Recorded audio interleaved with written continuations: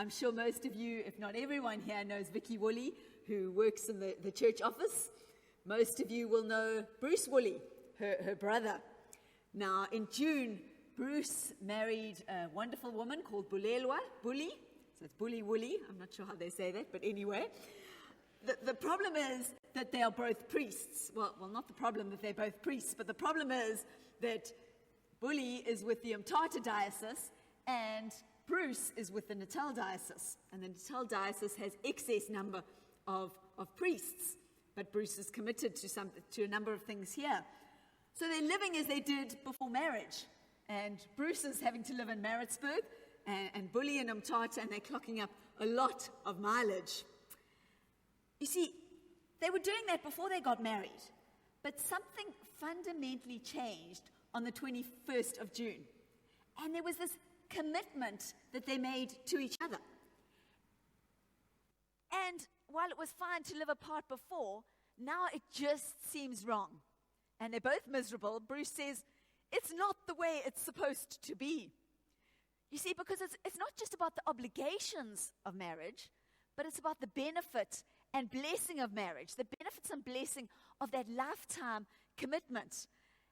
And this is this profound mystery about marriage, this covenant that God has given us for this lifelong commitment, that as we make that costly commitment, that there are blessings, there are benefits that pour from that commitment. In Ephesians, Paul talks about the husband and wife and about loving each other, about submitting to each other. And he says at the end, this is a profound mystery, but I am talking about Christ and the church. He compares the mystery of the commitment of marriage, the covenant of marriage, to this eternal covenant that we make with God, that God has made with us, that we enter into. And we see with that eternal covenant is an eternal commitment. And as we make that commitment, there are blessings and benefits that we receive. And sometimes it's hard to make that commitment. You know, imagine Steve and I got married, we had it on paper, but then we continued to live as we did before.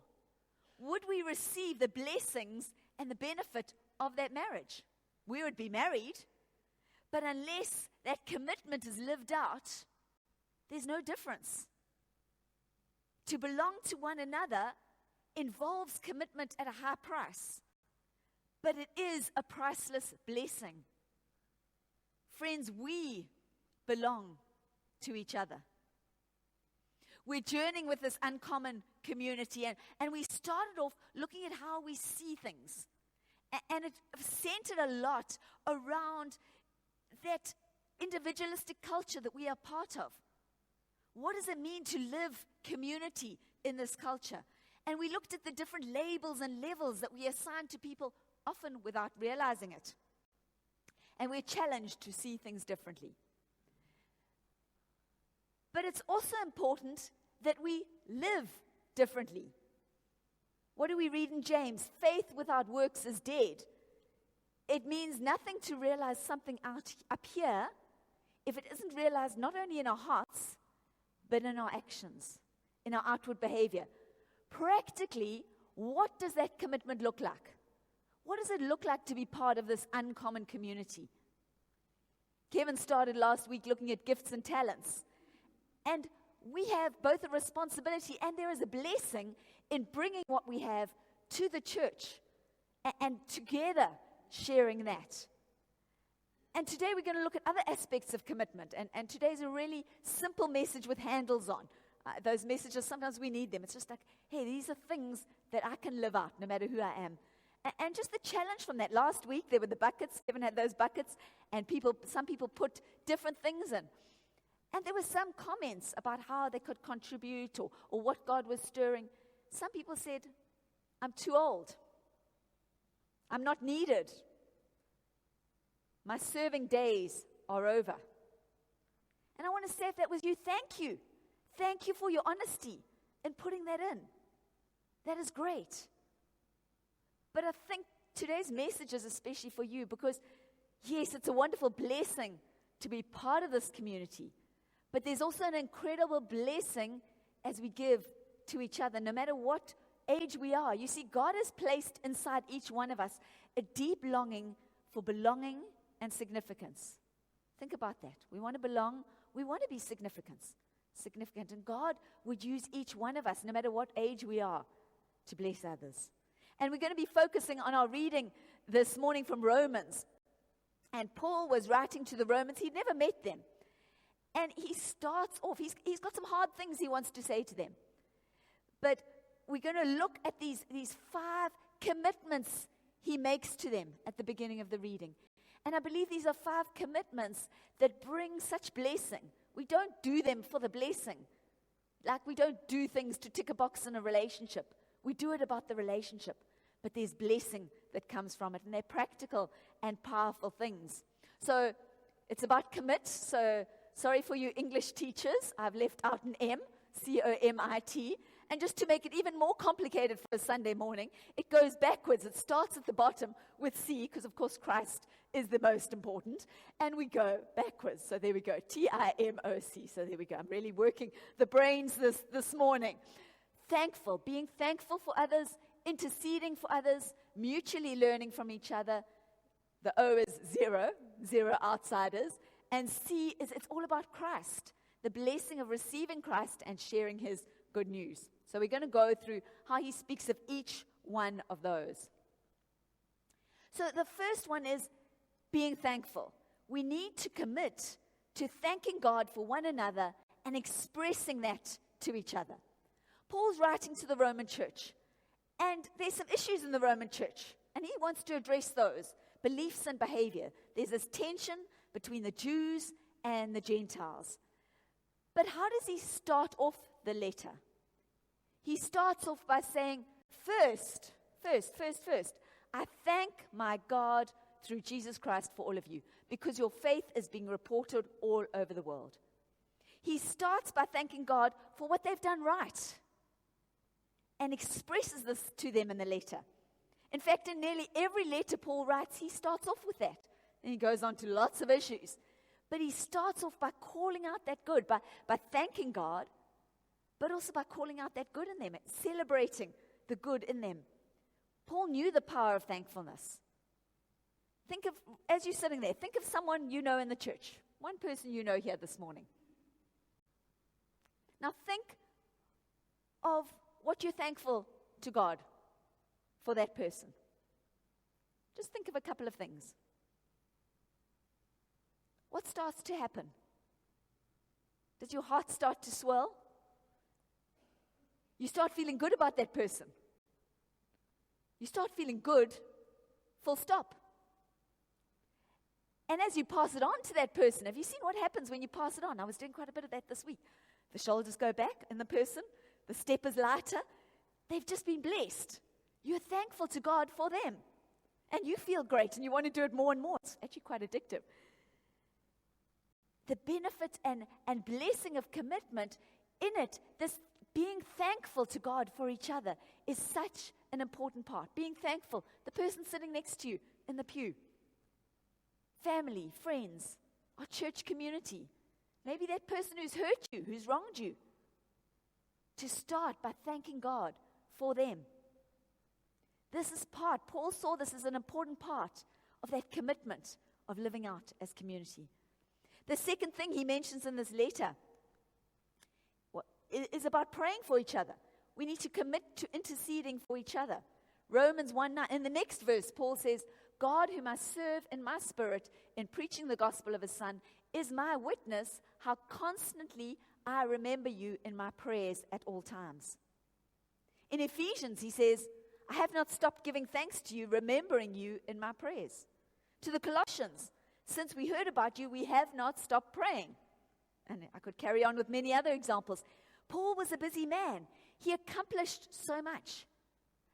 But he knew that prayer was the very foundation of that accomplishment.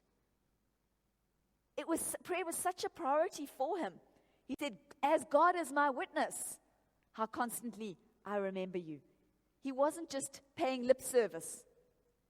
Paul knew it was prayer for one another and prayer together that brought transformation, that brought change in circumstances, brought miracles, brought change in heart. if we want to be that uncommon community that people look to, how important is praying for each other and praying together?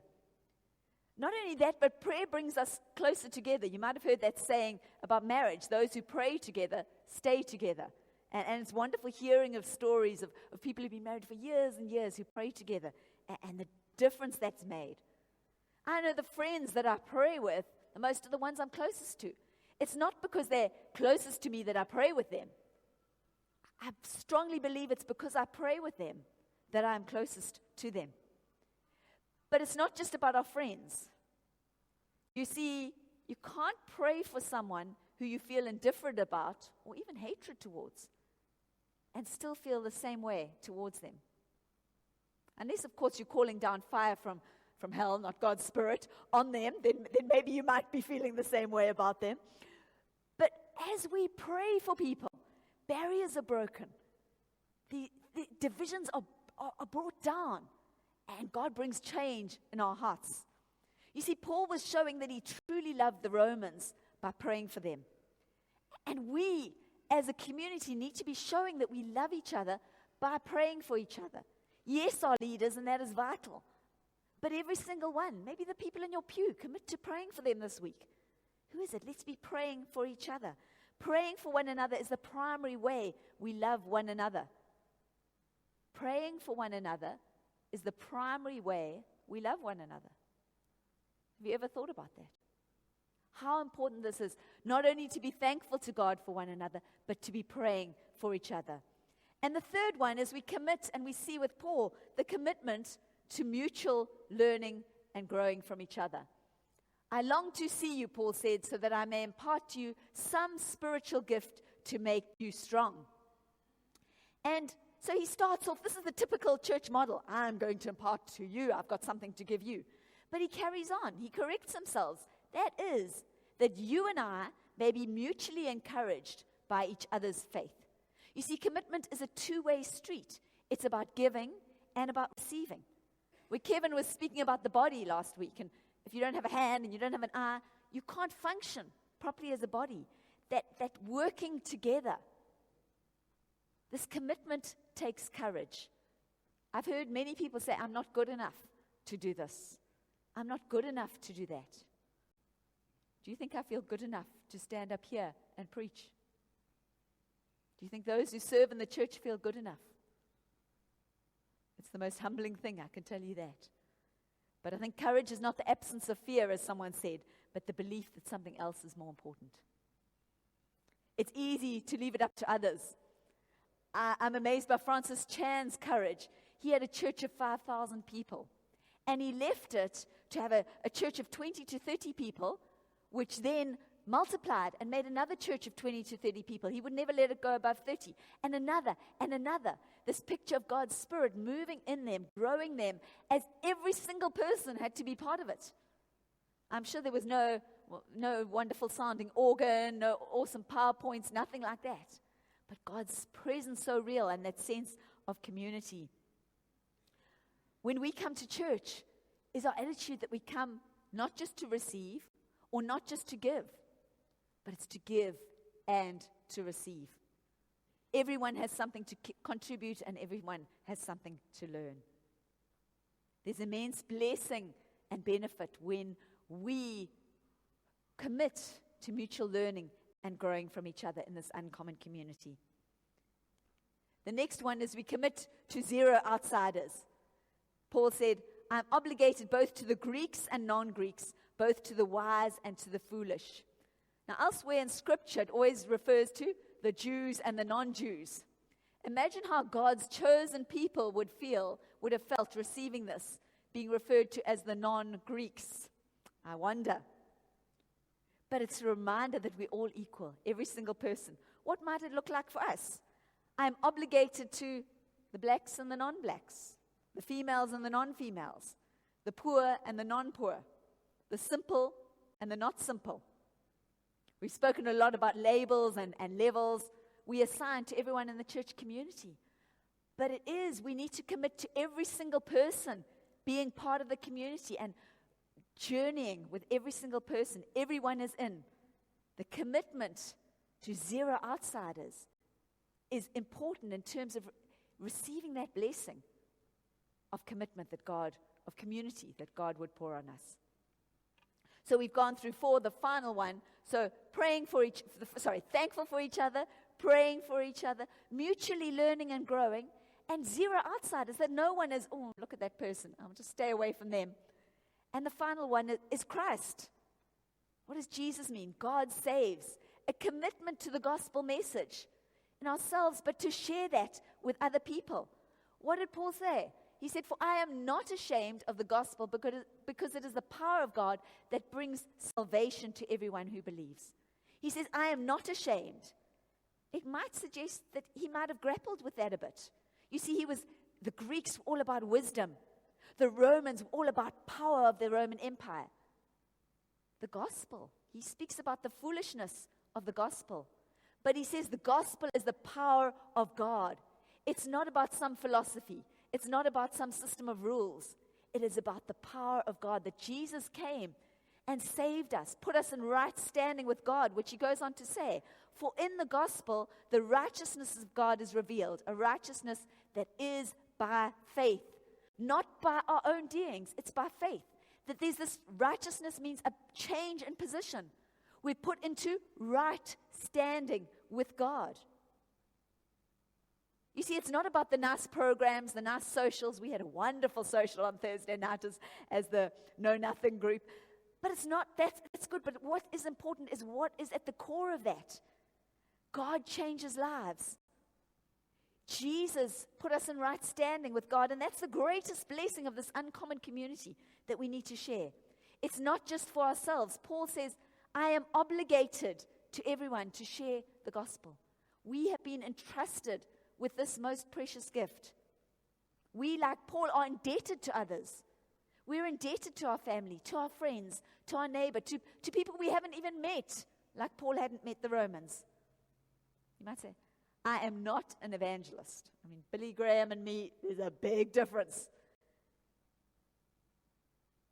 Much as we must grow in our theology, I don't know many people who have come to faith through a theological argument, but by a story. Us sharing our story of the difference God has made in our lives. And everyone who knows God has a story. Maybe some are more radical than others, but just sharing the difference that God has made in our lives. And it's good to actually prepare that story. How can I share? And just share. Or I'm just so thankful what happened in my life this week, what God did. How important. We need to take our eyes off ourselves and fix them on the broken people around us, the need in the world.